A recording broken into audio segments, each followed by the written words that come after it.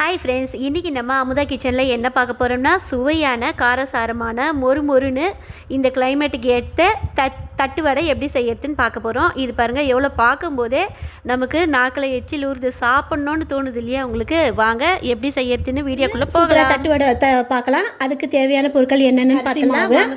அரிசி மாவு கரெக்டாக இது வந்து இடியாப்பு மாவு, பேக்கெட் மாவு தான். இந்த கப்போட அளவு 150 கிராம் அளவுக்கு மாவு வந்து பிடிக்குங்க ஃப்ரெண்ட்ஸ். இதுக்கு தேவையான பொருட்கள் பார்த்துடலாம். ஃப்ளேமில் வச்சுட்டு நல்லா வந்து வறுத்து எடுத்துக்கலாம். சாஃப்டாக வறுத்து ஜலிச்சு எடுத்துக்கலாம் ஒரு முறை. அதில் மாவில் இருக்கக்கூடிய அந்த கட்டிகள் எல்லாம் நீங்கிட்டு நல்லா நைஸாக நமக்கு நல்லா சன்னமாக கிடச்சிடும். இதுக்கு தேவையான பொருட்கள் உளுத்தம்பருப்பு கரெக்டாக 1.5 டேபிள் ஸ்பூன் எடுத்து வச்சுருக்கேன். இதை நல்லா வறுத்துட்டு பொடி பண்ணி அதையும் நம்ம ஜலிச்சு நம்ம வறுத்து எடுத்த பச்சரிசி மாவோட இந்த உளுத்தம்பருப்பு பவுடரை நம்ம சேர்த்துக்கணும். கடலைப்பருப்பு கரெக்டாக 3 டேபிள் ஸ்பூன் நல்லா ஊற விட்டுருக்கேன். 1 மணி நேரம் ஊறி இருக்குங்க ஃப்ரெண்ட்ஸ். இது கடலைப்பருப்பை நல்லா ஃபேன் காற்றுல காய வச்சு எடுத்துக்கலாம் கொஞ்சம் நேரம். வற்றல் மிளகாய் ஒரு 10 எடுத்துகிட்டு இருக்கேன். 10 வற்றல் மிளகாய், 15 பல்லு பூண்டு, இது ரெண்டுத்தையும் வந்து நல்லா கொஞ்சம் பல்ஸ் மோடில் வச்சு நல்லா கொரப்பாக நம்ம பவுட்ரு பண்ணி எடுத்துக்கலாம் மிக்சியில். இது கூடவே பெருங்காயம் 1/4 டீஸ்பூன் பெருங்காயம் வந்து நம்ம எடுத்துக்கலாம். சால்ட்டு தேவையான அளவுக்கு. எண்ணெய் கரெக்டாக கல்லெண்ணெய் இல்லைன்னா நல்லெண்ணெய் 2 டேபிள் ஸ்பூன் நல்லா சூடு பண்ணி நம்ம வந்து மாவோடு சேர்த்துக்கலாம். நம்ம எடுத்துக்கிட்ட 1 கப்பு பச்சரிசி மாவை மீடியம் ஃப்ளேமில் வச்சுட்டு நல்லா 5 நிமிஷம் வறுத்து எடுத்துக்கலாம். ஆனால் நிறம் வந்து மாறக்கூடாது, மாவு செவந்து வரக்கூடாது. 5 நிமிஷம் நல்லா சூடு பண்ணி எடுத்துக்கிட்டால் போதும்.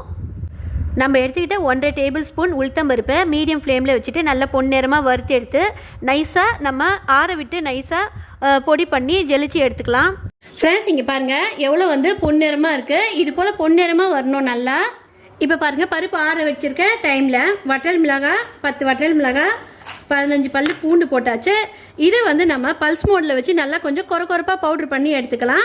நெக்ஸ்ட்டு கருவேப்பிலையும் இது கூடவே சேர்த்து ஒரு கைப்பிடி அளவு கருவேப்பிலையும் சேர்த்து இது கூடவே போட்டு நம்ம பொடி பண்ணி எடுத்துக்கலாம்.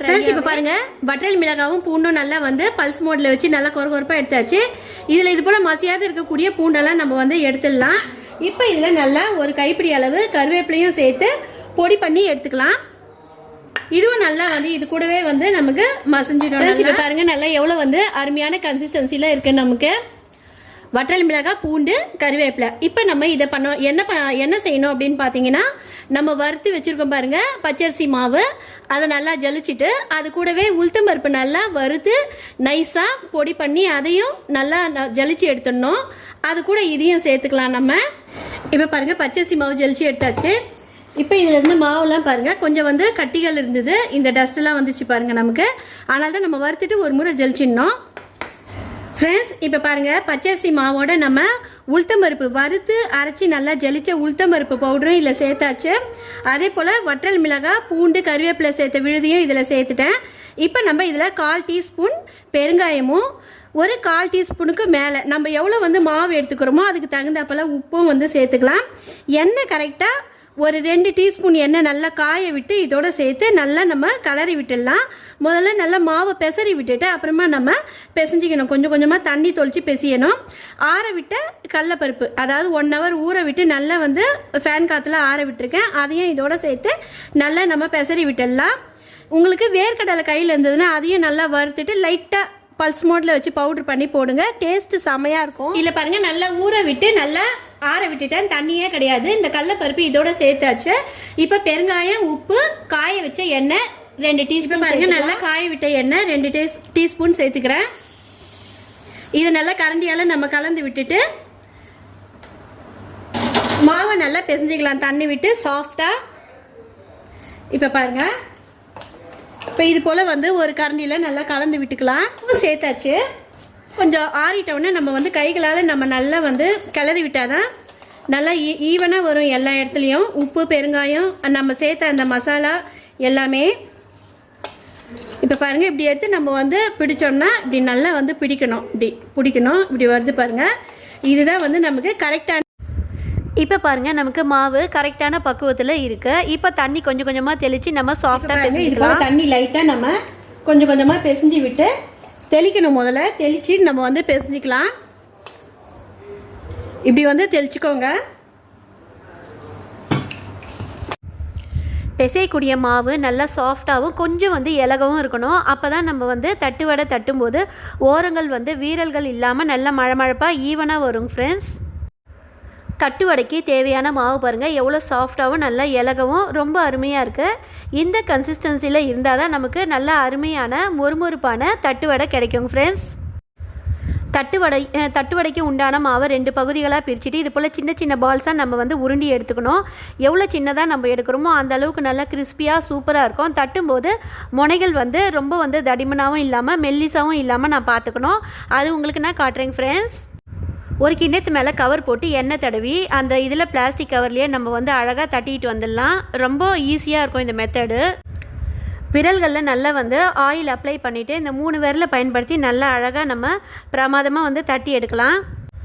ஒவ்வொரு தட்டு வடை தட்டின பிறகும் ஃபோக்கில் வந்து நடுவில் ஆங்காங்கே வந்து குத்தி விடணும். இல்லைன்னா வந்து நமக்கு எழுமி வந்துடும். நடுவில் மட்டும் நமக்கு வேகாத மாதிரி கொஞ்சம் கொல கொலன்னு இருக்கும். நமக்கு ட்ரான்ஸ்ஃபர் ஆகிடுச்சு பாருங்கள். இப்போ நம்ம எண்ணெயில் போட்டுடலாம். இதே போல் ஒவ்வொரு தட்டு வடையும் நான் வந்து தட்டிட்டு உங்களுக்கு நான் காட்டுறேன் ஃப்ரெண்ட்ஸ். இப்போ பாருங்கள் நமக்கு நல்ல அருமையான தட்டு வடை வந்து ரெடி ஆயிடுச்சு. இது நான் கொஞ்சம் பொறுமையாக தான் நம்ம எடுக்கணும். திருப்பி விட்டு இதில் பாருங்கள் ஒன்று எடுத்து காட்டுறேன் உங்களுக்கு. எவ்வளோ வந்து அருமையாக இருக்குது பாருங்கள். எவ்வளோ மொறுமொறுன்னு இருக்குது பாருங்கள். பொறுமையாக நம்ம ஃப்ரண்ட் அண்ட் பேக்குன்னு சொல்லிட்டு இப்படி திருப்பி விடணும். இது பாருங்கள் இப்படி திருப்பி விடணும். திருப்பி விட்டு நல்லா சலசலப்பு அடங்கட்டும் அப்படின்னு சொல்லிட்டு நல்லா நமக்கு பொன்னிறமாக வந்தோடனே நம்ம எடுக்கணும் ஃப்ரெண்ட்ஸ். 2 தட்டு வடை எடுத்தாச்சு. நம்ம இன்னும் வந்து 2 இருக்கு. இது நல்லா செவந்து வரட்டும்னு சொல்லிட்டு 1 by 1 நம்ம வந்து அப்படியே வந்து தட்டி போட்டுட்டே இருந்தோம்னா டக்குன்னு வேலை நமக்கு பாருங்க எவ்வளோ நல்லா கிறிஸ்பியான காரசாரமான மொறு தட்டு வடை ரெடி. எவ்வளோ அருமையாக இருக்குது பாருங்க. எல்லாமே வந்து ஈவனாக இருக்குது. ஒன்று உங்களுக்கு நான் புட்டு காட்டுறேன் எந்த அளவுக்கு வந்து இது கிறிஸ்பியாக இருக்குது அப்படின்னு சொல்லிட்டு. ஒரு முறை பாருங்கள் எந்த அளவுக்கு வந்து மொறுன்னு இருக்குது பாருங்கள். ஒன்று புட்டு காட்டுறேன் உங்களுக்கு. எப்படி மொறுன்னு தூள் ஆகுது பாருங்கள். சூப்பராக. ஓகேங்க ஃப்ரெண்ட்ஸ், இது போல் தட்டு வடை ருசியான நல்ல காரசாரமான மொறு தட்டு வடை நீங்களும் செஞ்சு ட்ரை பண்ணி பாருங்கள். ஓகேங்க ஃப்ரெண்ட்ஸ், இந்த வீடியோ உங்களுக்கு பிடிச்சிருந்தா லைக் பண்ணுங்கள், ஷேர் பண்ணுங்கள், மறக்காமல் சப்ஸ்கிரைப் பண்ணிவிட்டு அமுதா கிச்சன் சேனலுக்கு மறக்காமல் ஆல் என்ற ஆப்ஷனை தட்டி விட்டுருங்க. அப்போ தான் நாங்கள் போடுற வீடியோ உங்களுக்கு நோட்டிஃபிகேஷனில் வரும் ஃப்ரெண்ட்ஸ். பாய், தேங்க்யூ.